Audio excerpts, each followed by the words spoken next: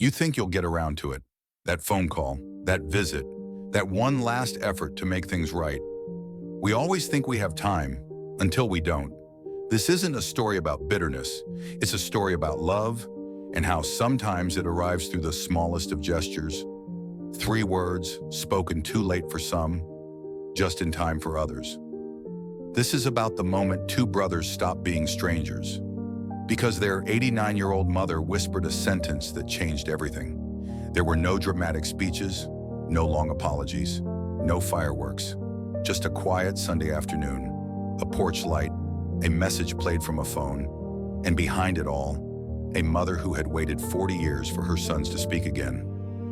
Her name was Ruth, and she carried the silence of her family like a second skin. Every Christmas, she set 2 extra plates. Every birthday, she sent 2 cards. One was always returned. She never complained, but in the pauses of her voice, you could hear the heartbreak. She kept hoping, even when no one else did. When she had a stroke at 82, the doctor said she was lucky. But Ruth didn't feel lucky, because losing her voice, even briefly, reminded her how much she had left unsaid. That's when she started writing again, journaling slowly every morning, trying to find a way to bring her boys back together. It wasn't about fixing the past. It was about salvaging what was left. She didn't want to die with this ache still between them. So she rehearsed a sentence, just 3 words, over and over, out loud, until it didn't just sound like forgiveness, it felt like it. And on her 89th birthday, she invited both of them to dinner. Only one showed up, but she didn't flinch. She smiled, leaned in, and whispered the sentence she'd carried in her heart for 4 decades. That night, her son drove 600 kilometers. He didn't pack a bag. He didn't bring a speech, just his mother's voice, recorded on his phone. At 2 a.m., he stood outside his brother's door. He pressed play. "Come home, son." 3 words, no explanation, no justification, just a bridge, quietly built in the dark. His brother didn't say anything. He opened the door, and for the first time in 40 years, they embraced. You see, reconciliation isn't always loud.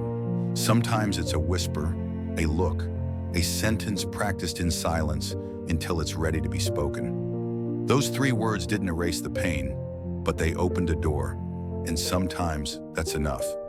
What do we learn from people like Ruth? That love doesn't always roar.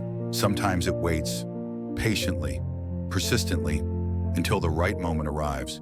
That even after years of silence, it's not too late, until it is. If you still have someone in your life, a sibling, a parent, a friend, and something unsaid is between you, don't wait for the perfect words.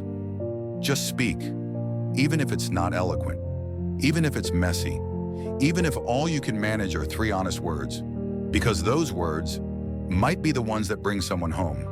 I used to think healing took years, that it required long conversations and endless explanations. Now I know, sometimes it only takes a moment, a sentence, a choice. So if someone came to mind during this story, reach out, be the bridge, say your 3 words, because one day, the door you didn't knock on will be gone, and silence will be all that's left.